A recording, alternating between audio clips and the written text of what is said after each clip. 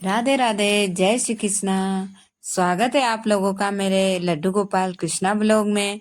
तो दोस्तों, जिउतिया जीवित पुत्र जिउतिया व्रत कब है? आश्विन मास कृष्ण पक्ष अष्टमी तिथि पर रखा जाता है।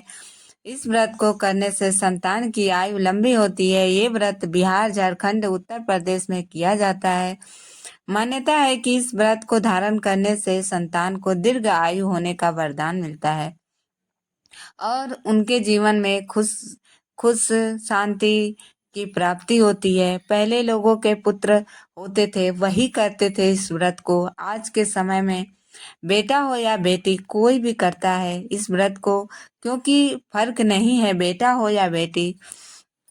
अगर आपके पास संतान है तो आप इस व्रत को कर सकते हैं।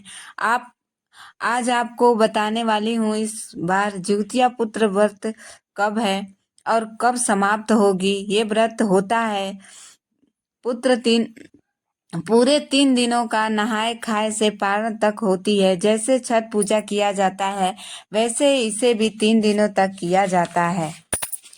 नहाए खाए कब करना है, पारण कब करना है और इस व्रत में किन किन बातों का ध्यान रखना है। खाने में आपको आप क्या खा सकते हैं, इस व्रत में 3 दिनों तक का क्या और कैसे पालन करना है, पूरी जानकारी इस वीडियो में आपके साथ शेयर करने वाली हूँ। इस वीडियो को पूरा जरूर देखिएगा ताकि सब कुछ आपको समझ आए, सही तरीके से समझ आए और इस व्रत को आप कर सकें। अष्टमी तिथि कब शुरू हो रही है, कब व्रत करना है, कब पारण करना है और सब बताने जा रहे हैं। अष्टमी तिथि शुरू हो रही है 6 अक्टूबर को सुबह 6:34 पर। अष्टमी तिथि समाप्त हो रही है 7 अक्टूबर को सुबह 8:08 पर। जीवित पुत्र पुत्रिका का व्रत हमें 6 अक्टूबर को करना है और 7 अक्टूबर को पारण करना होगा। समाप्त होगा 8 अक्टूबर को। 5 अक्टूबर को नहाए खाए है, 6 अक्टूबर को व्रत है, 7 अक्टूबर को पारण है। नहाए खाए के दिन आपको क्या करना है, क्या नहीं करना है, ये जानते हैं। दोस्तों, मेरे इधर जैसे होता है वैसे बता रही हूँ। आपके इधर जैसा होता होगा आप वैसे करें। कुछ ना कुछ अंतर हो ही जाता है रीति रिवाज में। कुछ ना कुछ पूजा में भी अंतर होता है। तो आपके जैसा ठीक लगे वैसा करें। नहाए खाए के दिन बालों से शुरू होता है। बाल धोकर शैम्पू करके नहा लिया जाता है।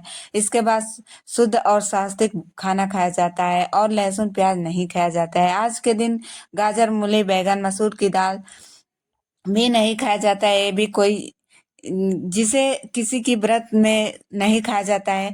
आपके आज के दिन तरोई, झींगे कहते हैं जिसे, इसे सब जानते हैं। जो भी इस व्रत को करते होंगे वो तरोई के सब्जी के बारे में पता होगा।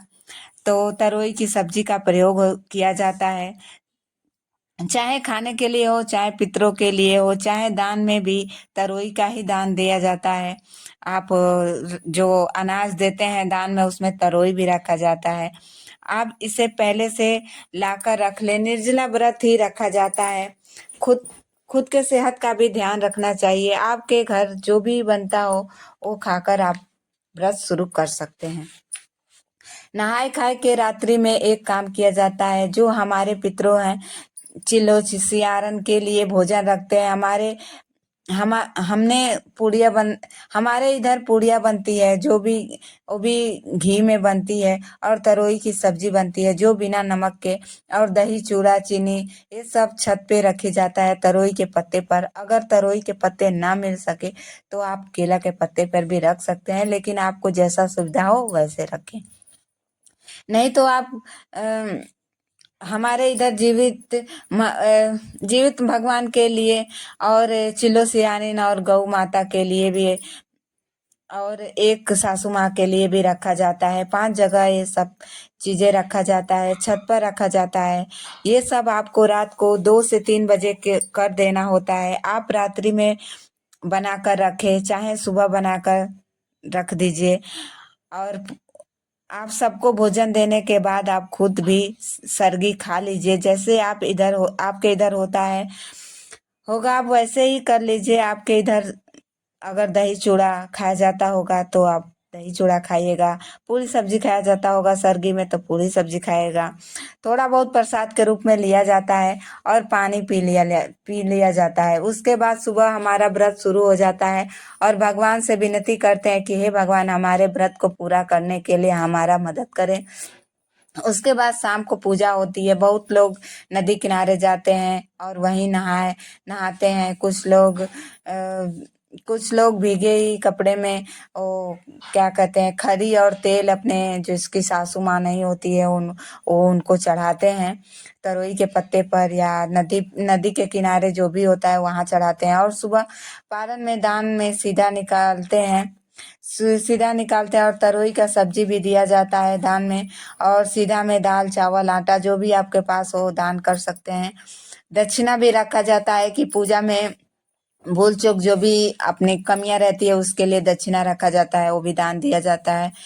और जो जिउतिया पहना जाता है उसके लोग पूजा करने के बाद पहनते हैं। अगर वीडियो अच्छा लगा हो तो वीडियो को लाइक और सब्सक्राइब जरूर करें। दोस्तों, राधे राधे। और आप लोग को हमारे तरफ से जिउतिया की ढेर सारी शुभकामनाएं। और भगवान करे, मैं यही दुआ करती हूँ कि जो भी जिउतिया व्रत करती हैं उनकी जिउतिया व्रत सफल हो जाए। वो व्रत करती हैं अपने पुत्रों के लिए, उनका व्रत अच्छे से सफलता से पूर्ण हो जाए। तो राधे राधे। और वीडियो अच्छा लगे तो लाइक और सब्सक्राइब